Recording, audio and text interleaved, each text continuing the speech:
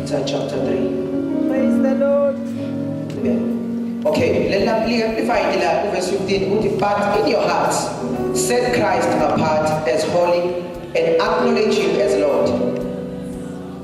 Now to look down to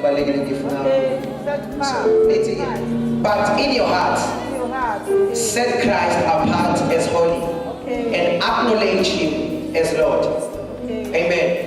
So kafushane nje la bazalwane la siqale khona nje la from verse 13. So uthi lo ungayeki ukwenza okuhle ngenxa yalokho, because uma wenza njalo uthi ke you are blessed. Nikhona bazalwane. So kune blessing uma ngabe usufuna share righteousness. So